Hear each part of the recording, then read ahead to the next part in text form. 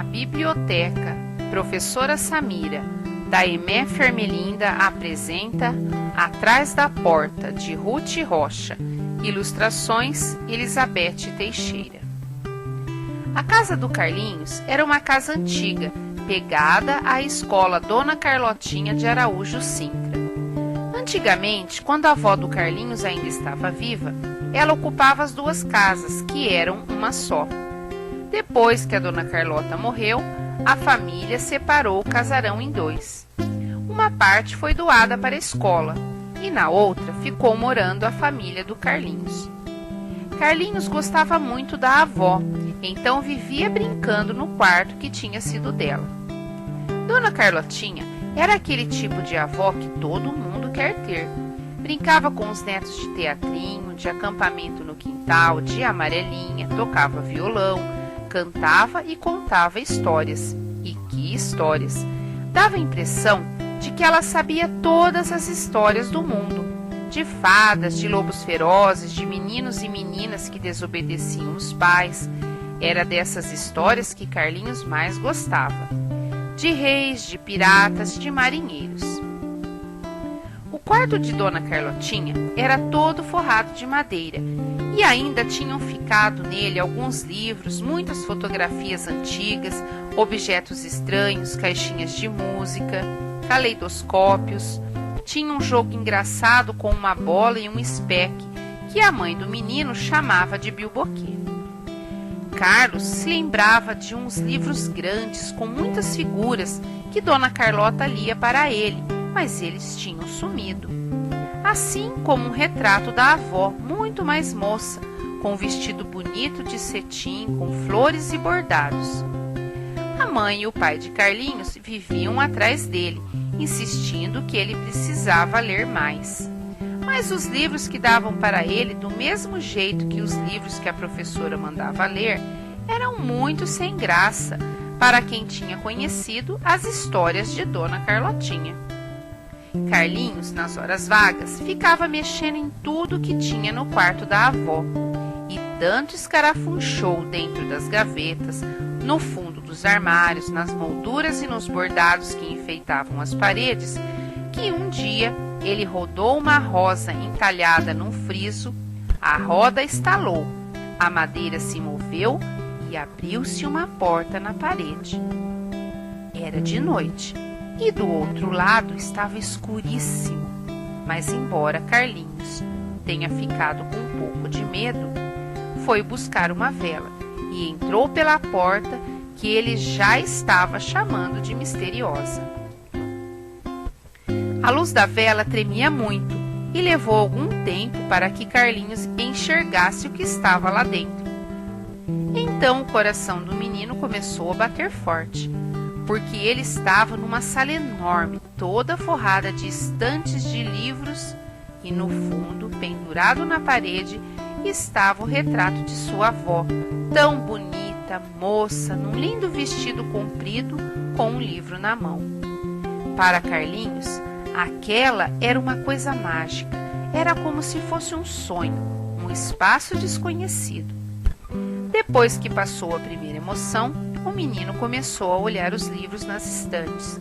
Tinha livros de todos os tamanhos, de capas de todas as cores.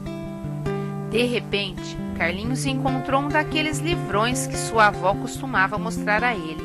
O menino abriu o livro com o coração batendo. Lá estava a história do trenzinho do nariz frio, a do marinheiro tatuado, a dos patos que cantavam o hino nacional.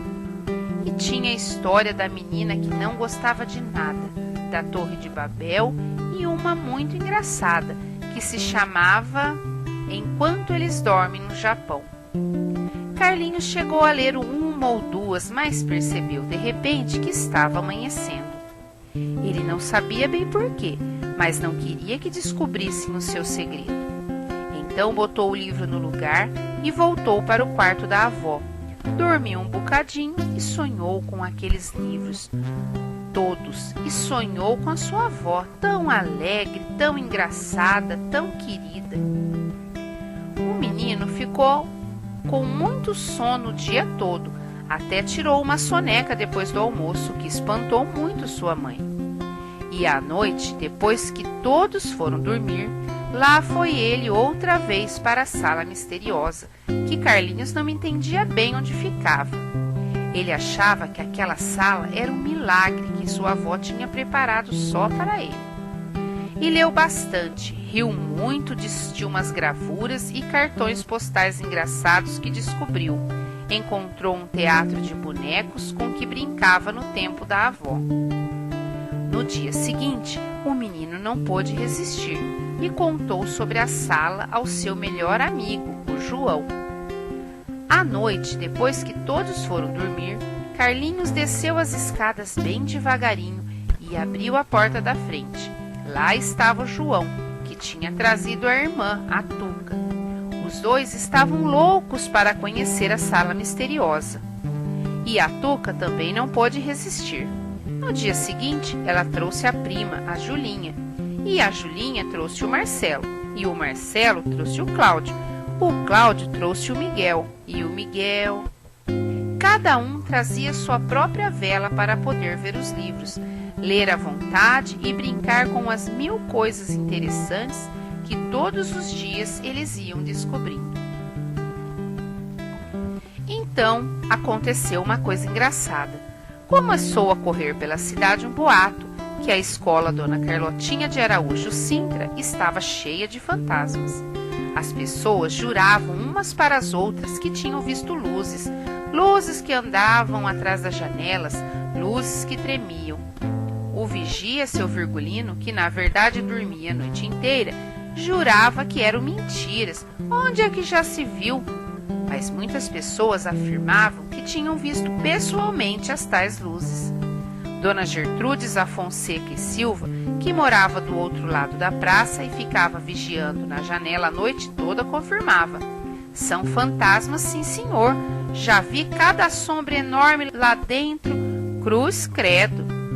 E o seu Benício de Carvalho Pinto, que sofria de insônia e andava pela cidade a noite toda, confirmava: fantasmas dos bons. Eu é que não passo mais lá pela pracinha.